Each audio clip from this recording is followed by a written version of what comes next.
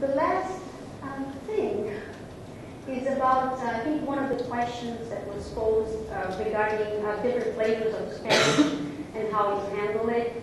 I have to say we are seeing more and more requests for really specialized regions and targeted regions and markets, to the point of some of them are funny. The other day it was something like, we need this in the Spanish that's spoken in the south of Florida. Like, okay, does it mean Cuban maybe? Can you imagine?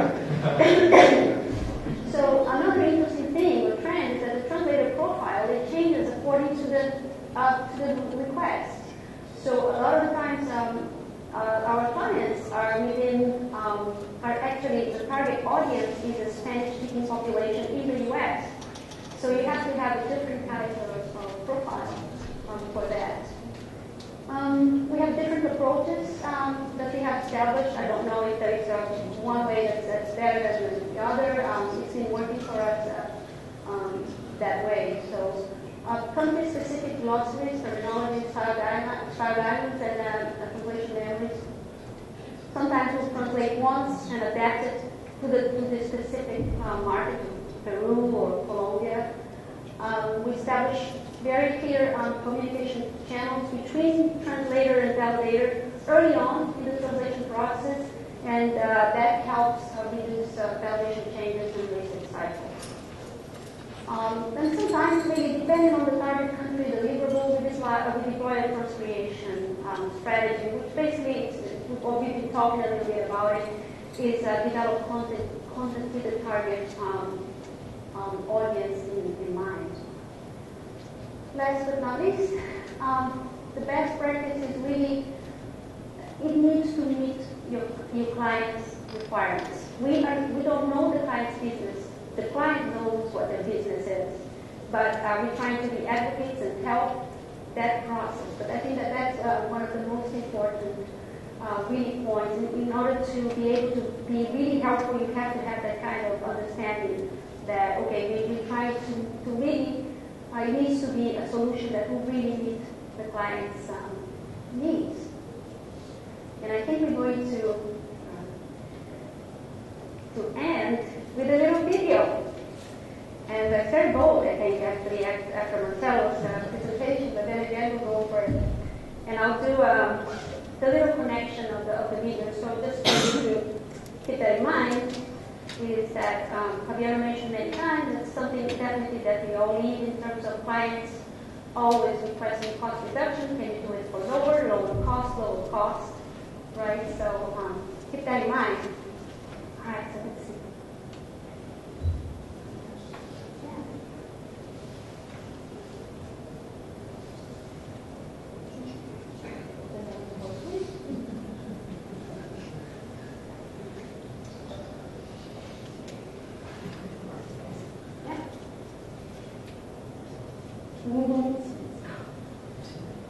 You must know about it, right? Open up.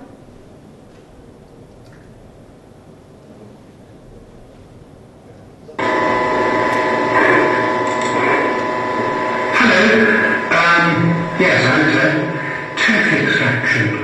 One tooth, but I need to ask you for a quote first. I need to know your lowest price. One tooth, take it out, lowest price. Okay, well, just assume it's an easy one. Assume the cheapest one. Lowest price is the main thing here. 1,600. Okay. Does that include a nurse assisting you? Yeah. Right, well, how about if we did have a nurse and just take it on the end of someone else's appointment? How much would that be then? 1,200. That's a little more than I thought it would be. Well, why so much? An hour of your time. Okay, well, I understand that because you gently remove the tooth, and it takes a long time, but price is an important thing here, so don't worry about gently removing the tooth or anything. How much for a quick 10-minute get it out extraction? Still too high. Does that include pre-injections, those little jabs you give that just nub the gun before the main injection? Yeah? Okay, well, what if you leave those out? Yeah. No, well, I understand it will be much more painful, but low price is the more important thing here. What's your last cost for injection? 700. Well, it's obviously better, but I mentioned low price is the most important factor here, so is there a way you can get a bit more off the price?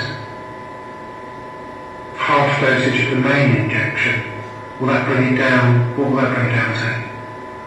Total for 500. Okay, well look, I really want the lowest price deal. What if you did with no injections at all? Yeah, I know, it will be absolutely agonisingly excruciatingly painful, but I really mean it. I'd say lowest cost is the priority here. Okay? Alright, I'll hold.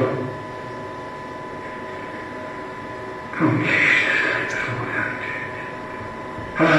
Yeah, I'm still here. 200. Okay, that's great. That's the deal. Right. Can I put the wife in then, please?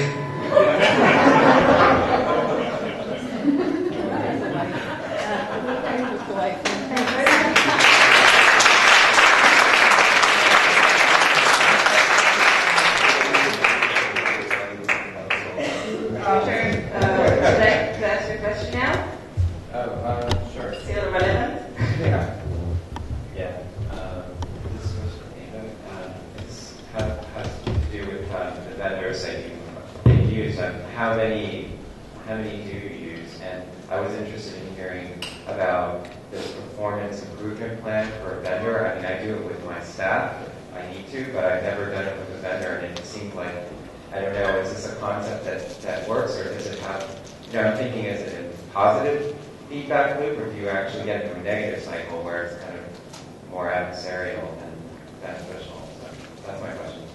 Okay, so let me answer the first part first. We have two global vendors. One is a typical multilingual company, another one is based in China.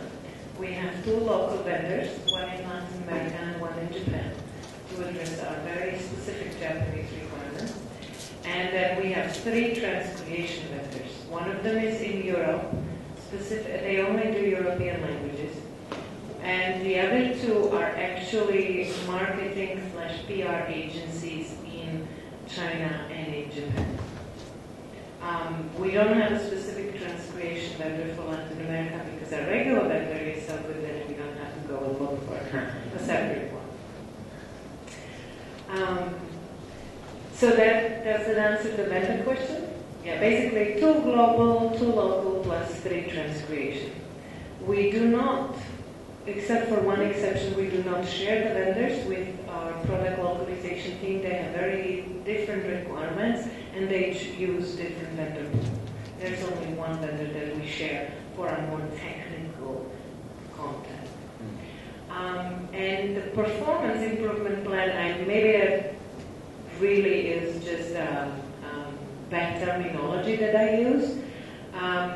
It's something that most of the big clients do quarterly when they tell the vendor, okay, this is where we are, this is what's been happening, this is how we like the cooperation, that this is where, these are the areas for improvement. So this kind of like performance improvement plan, I really need to rename that. It's more like a plan for the next half a year, how we as a client and our vendor can work together on these specific areas. What do we expect them to achieve by the end of this half a year? And then you assess every half a year previously. I've actually done it before when I was working for VeriSign, and it worked quite well. It's always a question of wording. You can point out some areas where your vendor still has weaknesses, but it depends on how you present it to them and how you work on these things together. So there is not just sharp criticism telling the vendor you suck, but you tell them, okay, these are the areas that we need to focus on within for the next 6 months. But it's very important to give them measurable objectives. And then you hold them against those objectives, just like you do with your team members.